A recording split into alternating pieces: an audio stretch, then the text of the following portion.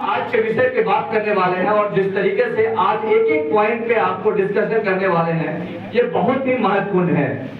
आज जो आपको मैं बताने और सिखाने वाला हूँ, अब तक आपने कभी किसी किताब में उसकी पढ़ाई नहीं की होगी, लेकिन क्या आपको पता है कि जो चीज मैं आज आपको बताने वाला हूँ, आपके किताबों से भी ज्यादा जरूरत की ये चीज है। मैं एक शुरुआत एक उदाहरण के साथ करना चाहता हूँ। आज के समय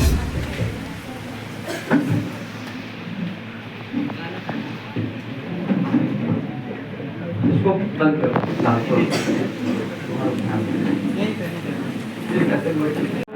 सब सामने क्लास हम को तो सर हाँ ये क्लास में तो रहा है साथ में अगर 10 बच्चे हाँ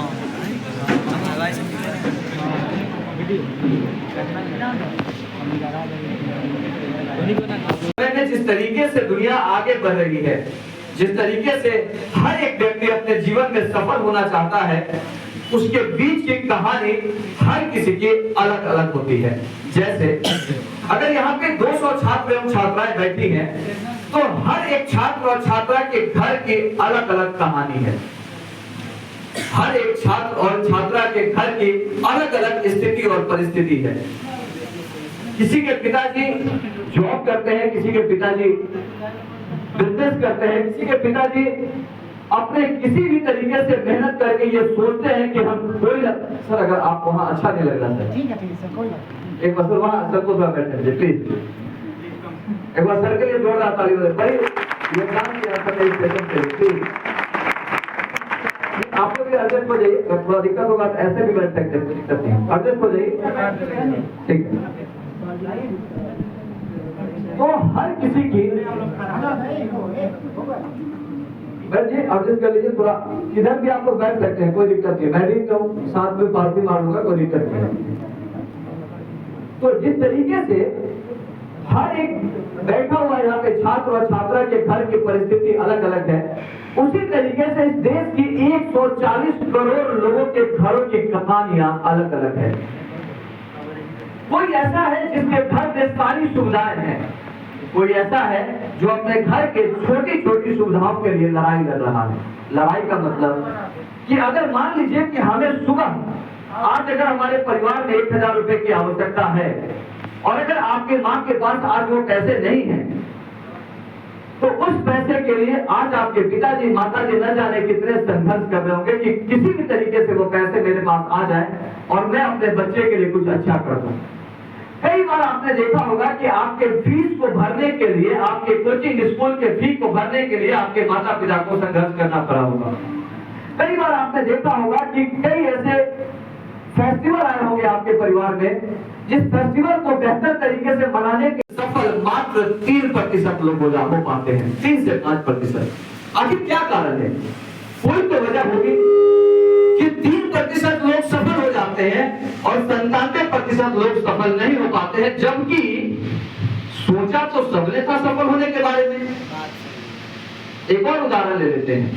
आज के इस सेमिनार में आने के लिए भी कई लोगों ने सोचा था, लेकिन क्या सभी यहाँ पे पहुंच पाए? क्या इसी परसा में इस सेमिनार को लेकर के कम से हम लोग हैं इस परसा में अब तक, यानी कि इस साल भी करीब हजारों बच्चों ने 12th का एग्जाम दिया होगा, हजारों बच्चों ने कंपटीशन की तैयारी की होगी, लेकिन उन सब में क्या सभी सफल हुए? क्या कुछ छात्रों और छात्राओं की अवधारणा है कि अगर मुझे मेरे पिताजी ने दिल्ली मुंबई पटना भेज दिए होते तो शायद मैं कुछ बहुत अच्छा कर लेता। अच्छा, मैं आपको कहानी सुनाता हूँ, बात बताता हूँ पटना और दिल्ली की। एक बच्चा इसी समाज से उठता है और यहाँ से पटना भेज दिया जाता है पढ़ने के लिए, और जब वो पटना दिल्ली मुंबई जाता है तो वहां जाने के बाद पढ़ाई पे ध्यान कम और दोस्ती निभाने पे ध्यान ज्यादा देने लगता है।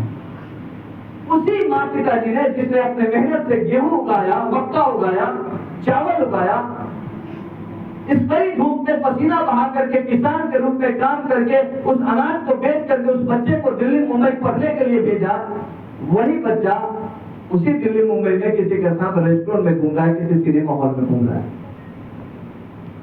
कड़वी सच्चाई है। उसको इस बात से कोई फर्क नहीं पड़ता है कि उस पैसे को जो उसके पास गया है उसके लिए उनके पिताजी ने धूप में कितना पसीना बहाया है, कितना मेहनत किया है, कोई फर्क नहीं पड़ता है।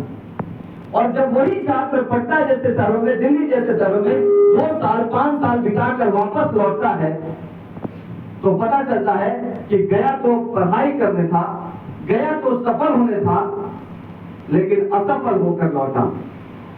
इससे इस बात का पूरा प्रमाण है कि हर बच्चा जो पटना जाता है, दिल्ली जाता है, वो सफल नहीं हो जाता है। अगर बाहर जाना ही सफलता की गारंटी थी तो हर कोई पटना पहुंच जाता। अगर से पटना दिल्ली पहुंच जाने से नौकरी मिल जाती तो हर कोई पटना दिल्ली चला जाता। इतना तो सबके पास पैसा है। अगर 6 महीने साल भर रहने की बात है तो रह भी लेंगे, क्या दिक्कत है। लेकिन इस बात से यह प्रमाण है कि पटना दिल्ली पहुंचने के बाद भी आपको संघर्ष करना पड़ेगा। पटना दिल्ली पहुंचने के बाद भी आपको पढ़ाई करना पड़ेगा। पटना दिल्ली पहुंचने के बाद भी आपके पास जो 24 घंटे हैं, उस 24 घंटे में 8 से 10 घंटे की प्रतिदिन की पढ़ाई करनी पड़ेगी। कुछ गलत तो नहीं बोल रहा? क्या सिर्फ बाहर चले जाने से सफलता मिल जाती है क्या? ऐसा कतई नहीं है। इस बात को कहने के पीछे तात्पर्य यह है कि आप इस बात को पहले अपने दिमाग में आज से बैठा ले। अगर कभी भ्रम होता है कि काश मैं पटना चला गया होता या चली गई होती, काश मुझे दिल्ली करने का मौका मिला होता, तो आप इस बात को आज से दिमाग में गांठ बांध ले कि पटना और दिल्ली पहुंचने वाला हर छात्र सफल नहीं होता है। और अगर आप भी नहीं पहुंचे हैं तो इसमें कोई बुराई नहीं है, क्योंकि जीतने वाले, सफल होने वाले अपने घर की 4 दीवारी में एक रूम को बंद कर और अगर उसी में अपना स्टडी माहौल बना ले तो वही रूम उसके लिए दिल्ली है और वही रूम उसके लिए पटना है।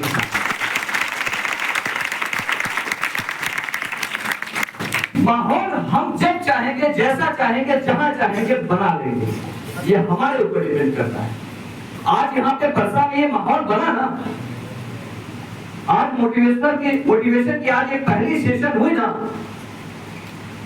कई साल बीत गए, आजादी के करीब 75 साल बाद कोई पहला मोटिवेशनल सेशन आपके परसा में आखिर हो तो रहा है ना। इसके पहले मोटिवेशन होता था जहां पे आप पढ़ने जा रहे हैं क्लासरूम में, अपने शिक्षक अपने तरफ से जितना कोशिश हो सकता है आपके क्लासरूम में अपनी कोशिश करते हैं। लेकिन हमें लगा कि नहीं, थोड़ा अलग माहौल दिया जाए जहां पे किताबों की दोस्ती अभी ना रहे, जहां पे किताबों से कोई लगाव ना रहे, जहां पे बात सिर्फ करियर की होनी चाहिए। तो आखिर इस परसा में भी दिल्ली वाला माहौल बना दिया ना मैंने। जो बातें मैं दिल्ली में जाके कहता हूँ, जो बातें मैं वहां के शहरों में, मुंबई में जाके कहता हूँ, जो बातें मैं गुजरात के छात्रों को कहता हूँ, क्या वही बात आपको नहीं बता रहा हूँ क्या? बल्कि मैं आपको बताता हूँ कि जितने अच्छे तरीके से वहां लोगों को नहीं समझाता हूँ, आज मैं उसे कई 100 गुना ज्यादा बेहतर तरीके से आज आपको समझा के भेजूंगा। ये क्यों हो रहा है? क्योंकि माहौल का गेम है। माहौल आप जहां रहते हैं वहां पे आप अपने अनुसार बना सकते हैं। माहौल ये तय करता है कि आप किसके साथ रहते हैं। माहौल ये तय करता है कि आपका उठना बैठना किसके साथ है। जिस तरह के लोगों के साथ आप